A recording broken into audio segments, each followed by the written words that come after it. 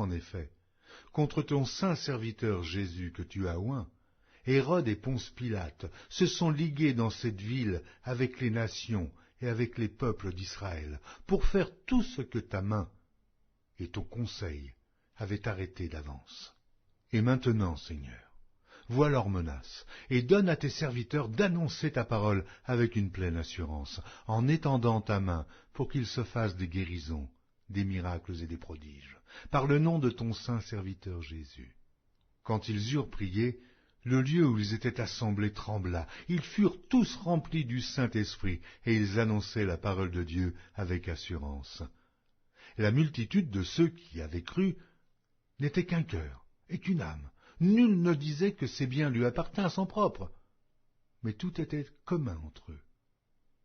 Les apôtres rendaient avec beaucoup de force témoignage de la résurrection du Seigneur Jésus, et une grande grâce reposait sur eux tous. Car il y avait parmi eux aucun indigent. Tous ceux qui possédaient des champs ou des maisons les vendaient, apportaient le prix de ce qu'ils avaient vendu, et le déposaient aux pieds des apôtres, et l'on faisait des distributions à chacun selon qu'il en avait besoin. Joseph, surnommé par les apôtres Barnabas, ce qui signifie fils d'exhortation, lévite, originaire de Chypre, vendit un champ qu'il possédait, apporta l'argent et le déposa aux pieds des apôtres. Les Actes des Apôtres, chapitre 5.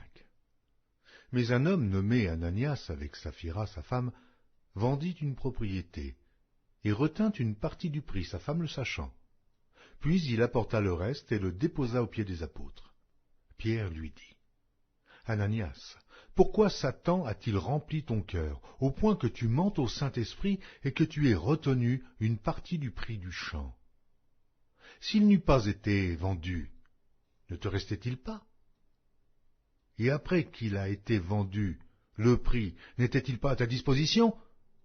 Comment as-tu pu mettre en ton cœur un pareil dessein? Ce n'est pas à des hommes que tu as menti, mais à Dieu. » Ananias, entendant ces paroles, tomba et expira. Une grande crainte saisit tous les auditeurs. Les jeunes gens s'étant levés, l'enveloppèrent, l'emportèrent et l'ensevelirent. Environ 3 heures plus tard, sa femme entra sans savoir ce qui était arrivé. Pierre lui adressa la parole. « Dis-moi, est-ce à un tel prix que vous avez vendu le champ? »« Oui, répondit-elle, c'est à ce prix-là. » Alors Pierre lui dit, « Mais comment vous êtes-vous accordés pour tenter l'Esprit du Seigneur? Voici, ceux qui ont enseveli ton mari sont à la porte, et ils t'emporteront. » Au même instant, elle tomba aux pieds de l'apôtre et expira. Les jeunes gens étant entrés,